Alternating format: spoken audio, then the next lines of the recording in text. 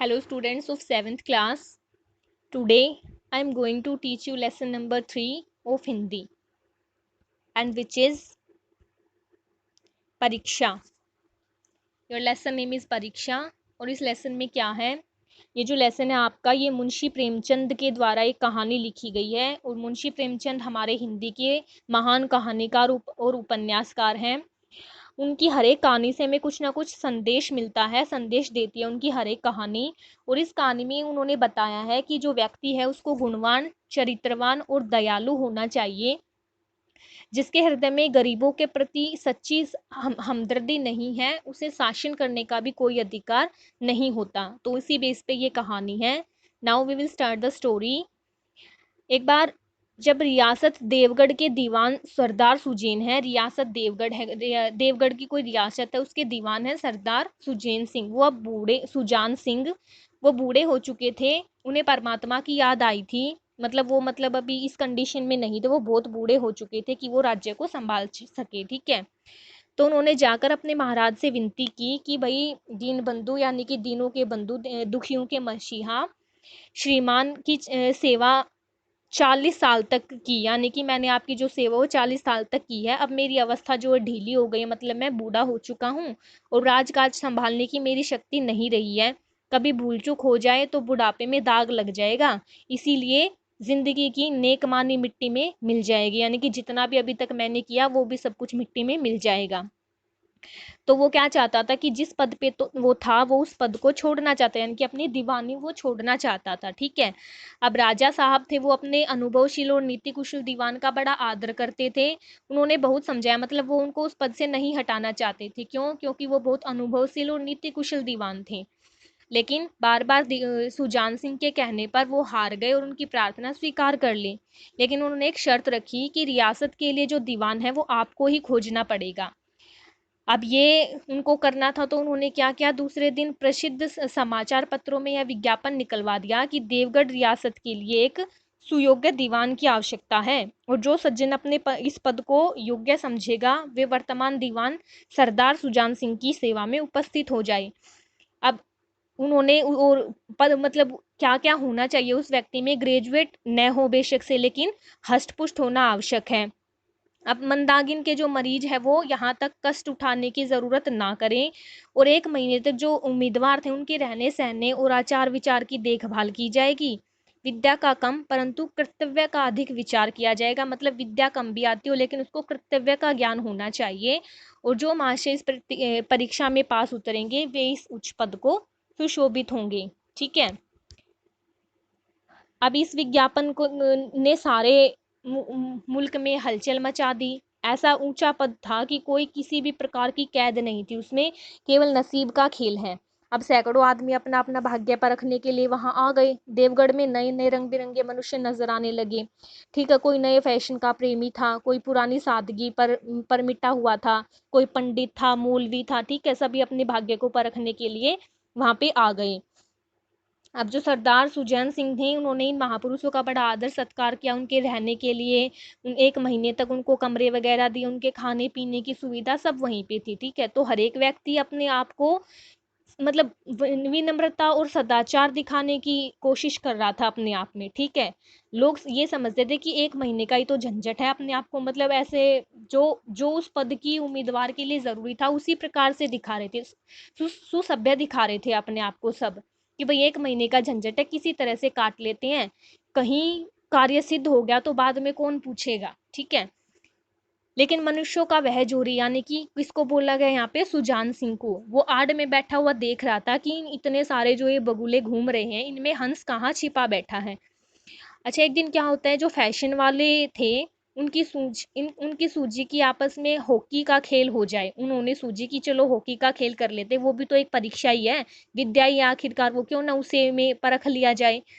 तो संभव है भाई कुछ हाथों की सफाई ही काम काम कर जाए. तो ये सिद्ध हो गया और हॉकी का जो खेल है वो स्टार्ट हो गया.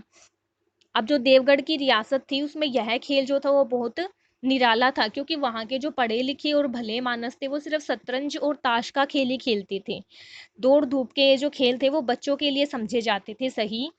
अब खेल बड़े उत्साह से जारी हो गया. धावे के लिए जब एक गेंद के पीछे एक गेंद को लेकर तेजी से उड़ते, ऐसा जान पड़ता था कि भाई लहर बढ़ती जाती है, और लेकिन जो दूसरी ओर के खिलाड़ी थे वो उस बढ़ती हुई लहर को इस तरह से रोक लेते मानो कोई लोहे की दीवार हो।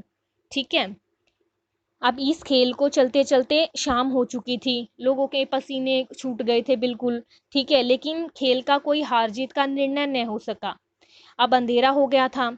अब इस मैदान से हटकर एक नाला था, उस पर कोई पुल नहीं बना हुआ था। पथिक जो थे यानी कि आने जाने वाले जो थे वो नाले से चलकर ही आना पड़ता था उन्होंने। खेल अभी बंद ही हुआ था कि खिलाड़ी दम ले रहे थे कि एक जो किसान था वो अनाज से भरी हुई गाड़ी लेकर के उस नाले को पार कर रहा था, उस नाले में आ गया। अब नाले में कीचड़ था तो उसकी जो गाड़ी थी वो उसमें फंस गई।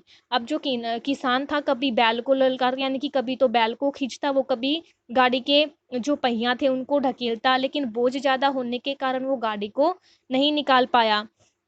अब जैसे ही वो गाड़ी को आगे करता वो कुछ फिसल कर और फिर वापस से वहीं आ जाती। किसान बार बार जोर लगाता लेकिन नहीं कर पाया, वो उसको वो गाड़ी बाहर नहीं आई। अब बेचारा निराश होकर के बैठ गया, ताकने लगा कि कोई नजर आ जाए तो मैं हेल्प ले लूं, उसकी मदद ले लूं। तो गाड़ी को अकेले छोड़कर वो कहीं जा भी नहीं सकता था क्योंकि अनाज से भरी हुई थी। अब विपत्ति में फंसा हुआ था बेचारा। अब इसी बीच जो खिलाड़ी थे वो हाथों में स्टिक लिए हुए घूमते घूमते उधर से निकले। किसान ने उनकी तरफ सहमी हुई आंखों से देखा लेकिन मदद मांगने का साहस नहीं हुआ उनमें। अब जो खिलाड़ियों ने भी उसको देखा लेकिन उसको नजरअंदाज करके वहां से निकल गए। वो किसी के मन में ना तो उदारता थी ना भाईचारे का कोई नाम नहीं था, और उन्होंने उसकी मदद नहीं की। लेकिन उसी समूह के पीछे एक मनुष्य ऐसा था जिसके हृदय में दया थी और साहस भी था। आज हॉकी खेलते हुए उसके पैर में चोट लग गई थी, लंगड़ाते हुए वो धीरे धीरे चला रहा था तो उसने अचानक से उसकी निगाह गाड़ी पर पड़ गई। अब उसने उस किसान को भी देखा कि बेचारी किसान की जो सूरत थी वो देखकर उसने भाप लिया कि भाई इसको कठिनाई मतलब मुसीबत में है ये। तो उसने किसान के पास जाकर कहा कि मैं तुम्हारी गाड़ी निकाल दूं क्या। अब किसान ने उसकी तरफ देखा, एक गड़े हुए बदन वाला लंबा आदमी सामने खड़ा हुआ था। झुककर उसने कहा कि हुजूर मैं आपसे कैसे कह सकता हूँ मदद के लिए। अब युवक ने कहा कि मालूम होता है कि तुम यहाँ बड़ी देर से फंसे हुए हो। अच्छा तुम गाड़ी पर बैठकर बैल को साधो, मैं पहियों को ढकेल देता हूँ, अभी गाड़ी ऊपर चढ़ जाएगी। तो ऐसे करते हुए किसान अपनी गाड़ी पर बैठ जाता और युवक जो वो पहियों को जोर से करता है, जोर से मतलब उठाता है उनको, और धीरे धीरे करके वो गाड़ी को निकाल देता है। ठीक है, उसकी गाड़ी निकल जाती है। अब किसान जो है वो युवक के सामने हाथ जोड़कर खड़ा हो जाता है और बोलता है कि महाराज आपने आज मुझे उबार दिया, मतलब मेरी मदद कर दी, नहीं तो सारी रात मैं यहीं बैठा रहता। अब युवक हंसकर कहता है कि अब तो मुझे इनाम देते होगे तुम, भाई मैंने तुम्हारी मदद की तो मेरा इनाम दो। तो किसान कहता है बड़े गंभीर भाव से कि नारायण चाहेंगे यानी कि भगवान चाहेंगे तो क्या पता दीवानी आपको ही मिल जाए। अब युवक ने किसान की तरफ ध्यान से देखा तो उसके मन में संदेह हुआ कि कहीं ये सुजान सिंह तो नहीं है, इनकी आवाज भी और चेहरा जो मोहरा है सभी उनसे मिलता है। अब किसान ने भी उसकी ओर तीव्र दृष्टि से देखा तो शायद उसने उसको पता चल गया कि भाई इसने मुझे पहचान लिया, मतलब ये कुछ ऐसा है। तो मुस्कुराकर वह बोला कि गहरे पानी में बैठने से ही मोती मिलता है, यानी कि अगर किसी बात की जड़ तक जाना है तो कुछ ना कुछ तो करना ही पड़ेगा, है ना। अब धीरे धीरे करते हुए पूरा महीना निकल गया था, चुनाव का दिन आ गया था। उम्मीदवार जो थे वो प्रातःकाल से ही अपनी अपनी किस्मत का फैसला सुनने के लिए उत्सुक थे क्योंकि वो फैसले का दिन था। दिन काटना पहाड़ हो गया था, प्रत्येक के चेहरे पर आशा और निराशा के रंग आते जाते थे। किसी को नहीं पता था कि भाई किसका नसीब खुलने वाला है। तो शाम हुई और राजा साहब का दरबार सजाया गया। राजा साहब के दरबार में शहर के रईस भी आए थे, राज्य कर्मचारी, दरबारी, दीवानों का के उम्मीदवारों का समूह, यानी कि अलग अलग प्रकार के लोग वहां पे आए थे। अब सरदार सुजान सिंह ने खड़े होकर कहा कि भाई दीवानी के जो उम्मीदवार हैं महाशयों में सबको संबोधित किया, मैंने आपको जो कष्ट दिया उसके लिए मैं क्षमा मांगता हूँ, और इस पद के लिए ऐसे पुरुष की आवश्यकता थी जिसके हृदय में दया हो और साथ साथ आत्मबल भी हो। अब उन्होंने कहा हृदय वह जो उदार हो और आत्मबल वह जिस जो विपत्ति का वीरता के साथ सामना कर सके। ठीक है। अब इस रियासत के सौभाग्य से हमको ऐसा पुरुष मिल गया है, ऐसे गुण वाले संसार में कम है और जो है वे कीर्ति और मान के शिखर पर बैठे हुए हैं, उन तक हमारी पहुंच नहीं है। मैं रियासत को पंडित जानकी नाथ शाह दीवान पाने पर बधाई देता हूँ। ये जानकी नाथ कौन थे? वही आदमी थे जिन्होंने किसान की गाड़ी को कीचड़ से निकलवाया था। ठीक है, अब जो रियासत के कर्मचारी थे और रईस थे वो जानकी नाथ की तरफ देखे, लेकिन वो जो उनकी उम्मीदवारों की आंखें थी वो उधर उठी, मगर उनमें सत्कार नहीं था, ईर्ष्या थी। ठीक है, अब सरदार साहब ने फिर से फरमाया कि भाई एक गरीब किसान की भरी हुई गाड़ी को दलदल से निकालकर नाले के ऊपर चढ़ा दे, उसके हृदय में साहस, आत्मबल और उदारता का वास है। ऐसा आदमी गरीबों को कभी भी सताएगा नहीं और उसका संकल्प जो है वो दृढ़ है, जो उसके चित्त को यानी कि मन को स्थिर रखेगा। वह चाहे धोखा भी क्यों ना खा जाए, परंतु दया और धर्म से पीछे कभी नहीं हटेगा। ठीक है, तो ये था आपका लेसन परीक्षा, यानी कि हमें सभी की मदद करनी चाहिए, अपने हृदय में सभी के लिए दया रखनी चाहिए और किसी भी काम को करने के लिए आत्मबल हमारे अंदर होना चाहिए। ठीक है, सी आगे आपके क्या है, शब्दार्थ दे रखे हैं और कुछ मुहावरे दे रखे हैं, तो इन दोनों को आप अपनी नोटबुक में लिखेंगे and also learn it. Okay, now see your exercise work and the first question is, here you can see बहुविकल्पीय प्रश्न एंड अति लघु उत्तरीय प्रश्न। ठीक है, तो यहाँ पे आपके क्वेश्चंस के आंसर दे रखे हैं जो आपने अपनी नोटबुक में कंप्लीट करने हैं। अति लघु उत्तर प्रश्न है जिसमें 4 क्वेश्चंस के आंसर आपको दे रखे हैं। ओके, नेक्स्ट है आपका लघु उत्तरीय प्रश्न, जिसमें आपके 4 क्वेश्चंस के आंसर आपको यहाँ पे नजर आ रहे हैं।